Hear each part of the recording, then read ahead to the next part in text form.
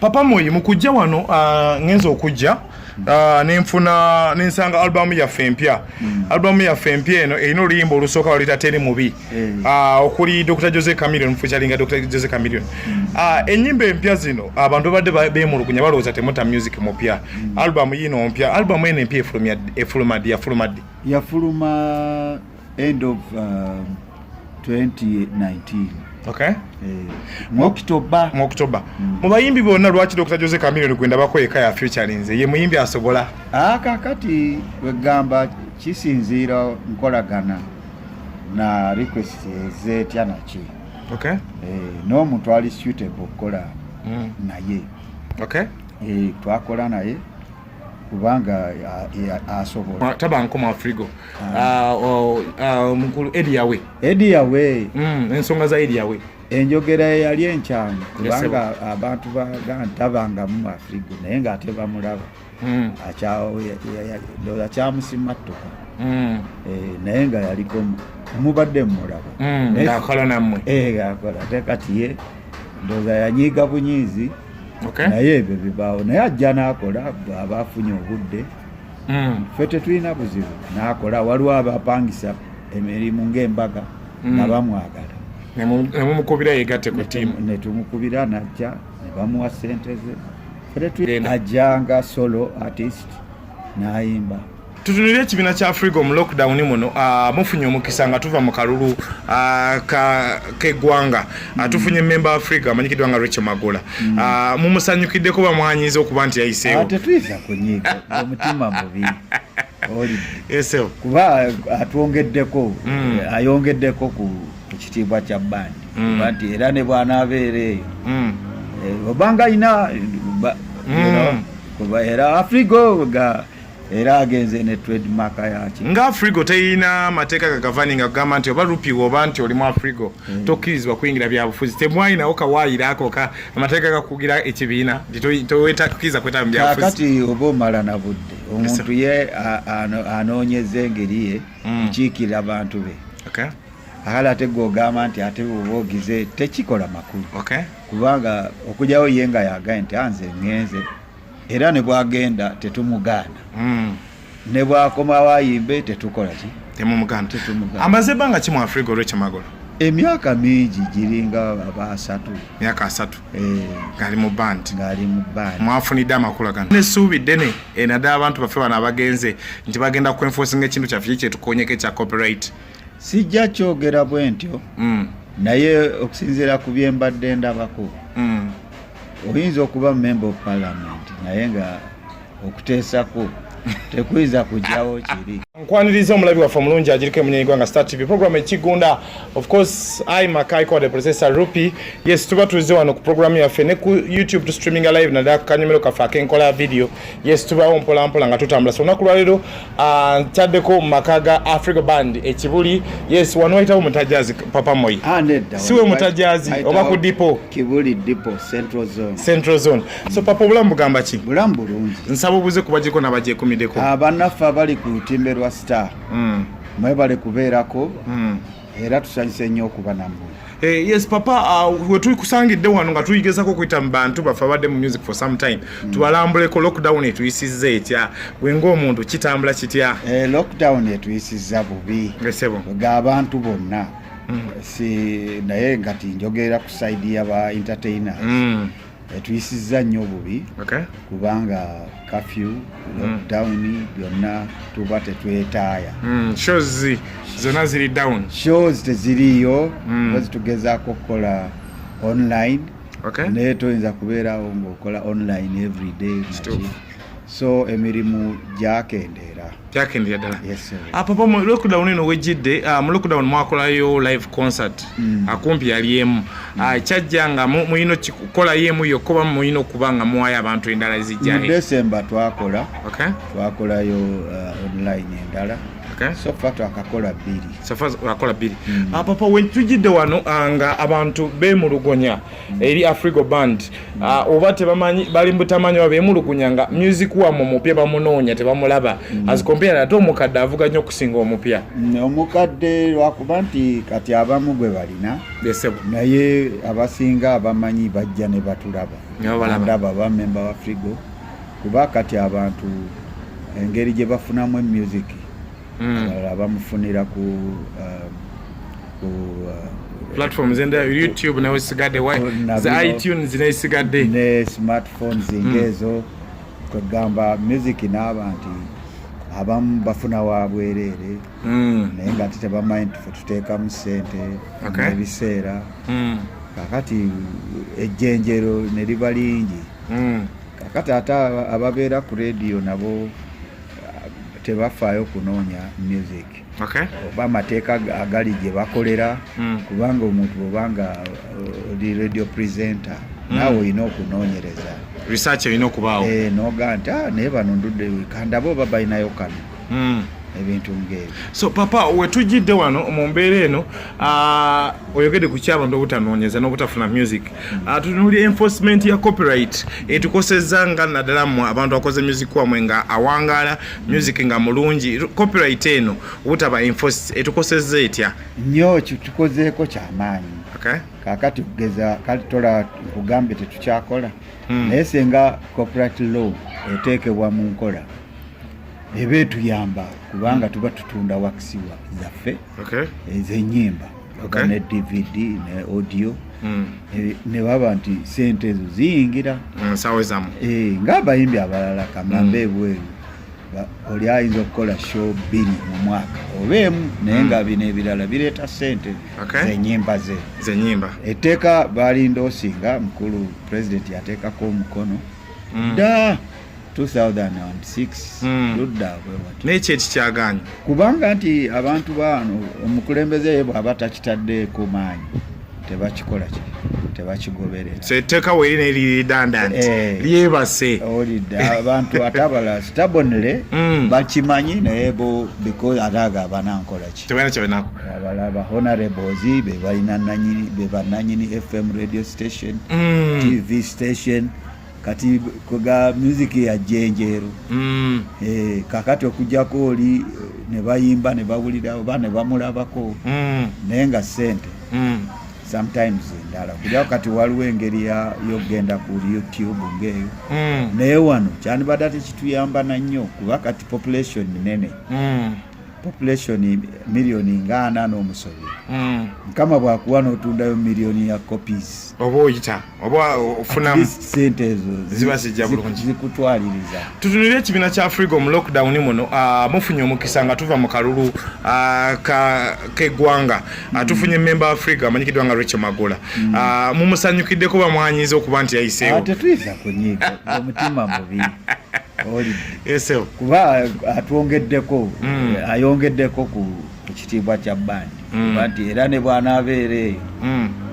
obanga ina kuba era Afrigo ga era agenze ne trademark yaki nga Afrigo teyina mateeka gagavaninga kugamba nti oba rupi oba nti oli mu Afrigo tokkirizibwa kuyingira byabufuzi temwalinawo kawaayiraako amateeka gakugira ekibiina towetakkiriza kwetaba byabufuzi kati oba omala na budde omuntu ye anoonyeza engeri ye kiikirira abantu be akala ate gw'ogamba nti ate oba ogize tekikola makulu kubanga okujyawo ye nga yagaye nti anze ngenze era ne bwagenda tetumugaana ne bwakomawo ayimbe tetukola ki temumugaana amaze ebbanga ki mu Afrigo Rachel Magola emyaka mingi giringa aba 3 myaka 3 ngali mu band mwafunidde amakula gano abangi babaddeyo naddala nga bali mu art tutunulira Judith Babiri yaliyo Isanje Ekiwedde ne tutunulira Honorable Bobi Wine yaliyo ne Honorable Katole wano naddala nga bavira ddala eno side yaffe mu art tubeere n'essuubi ddene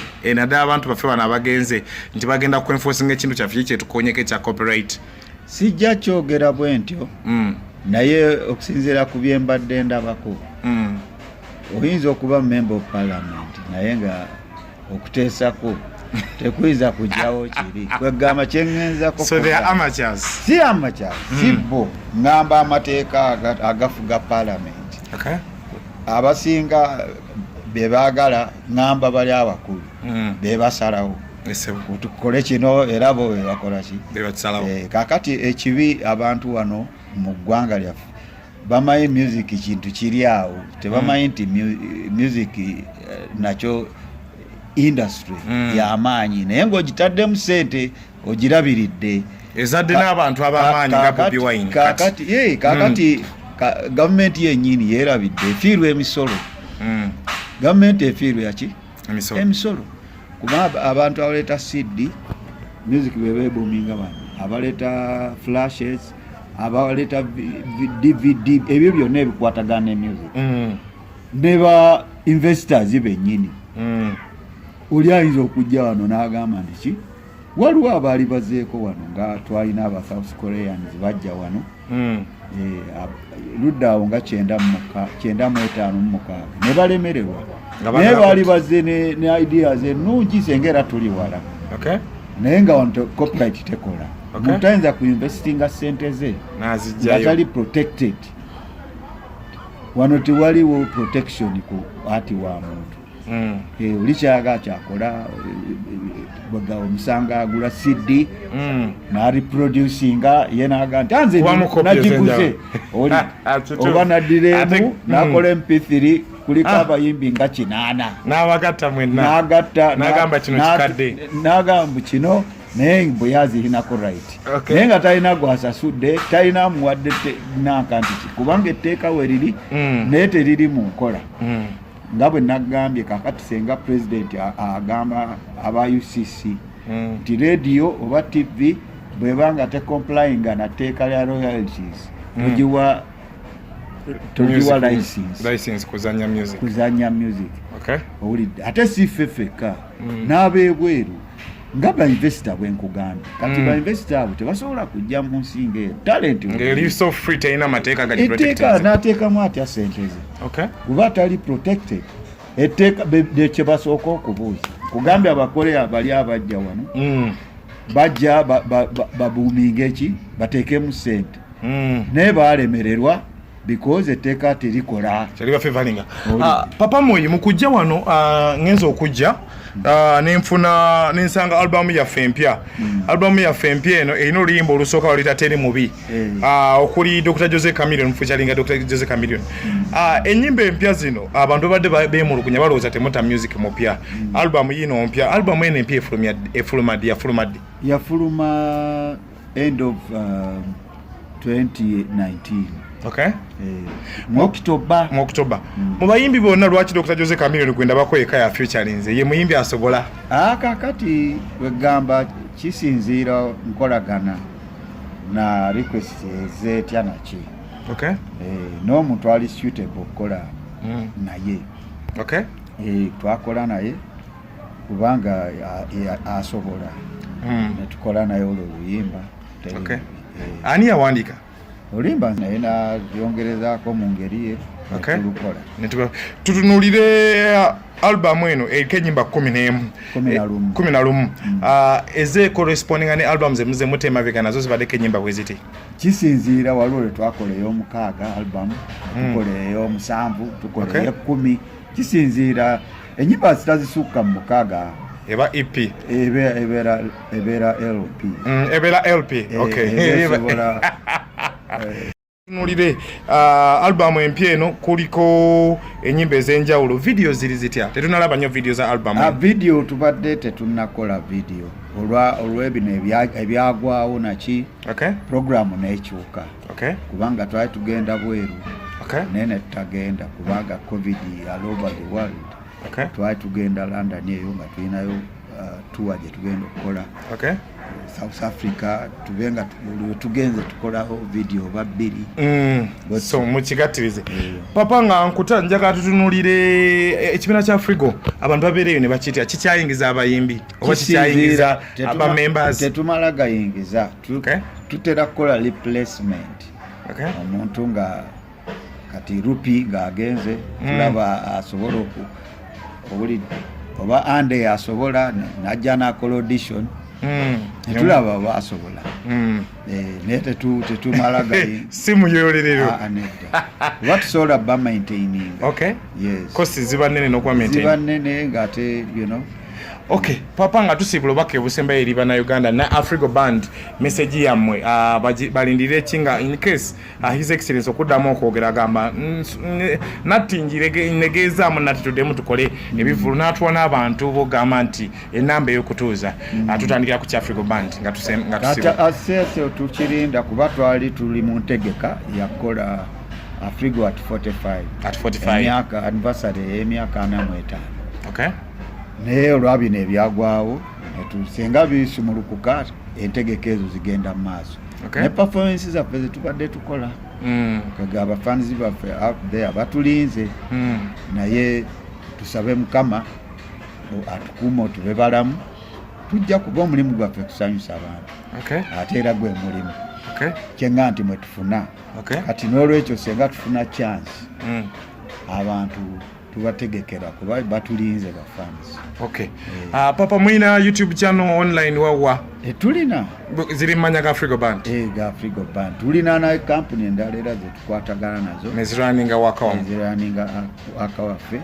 Naye nga mulimu era ababiyingirira ne hackers. Ba hackers. Chobola nga zimu mugaye nti tezivaako. Okay, kituufu. Era abintu ebyo abantu ababba technology ono mulungi naye ate alina side effects gyalese kuside yamu naye nga si mubi naye kakati abo ababeera eyo ba hackers ye n'abakola mu ssente ng'ate mmwe temufuna. Okay, papa tukuyanza olwakadde tujja kweyongera okufuna Papa Moi oba Moses Matovu. Yes, one of the biggest the oldest members ba Afrigo Band. Gwe CEO oba oli member naawe? Nze ndi band leader. Nze band leader. CEO yaliwa papa? CEO ye Mr. James Wasula. So now Golban ani adirira CEO? Kati era nze. Okay. Nze mudirira. Esewo.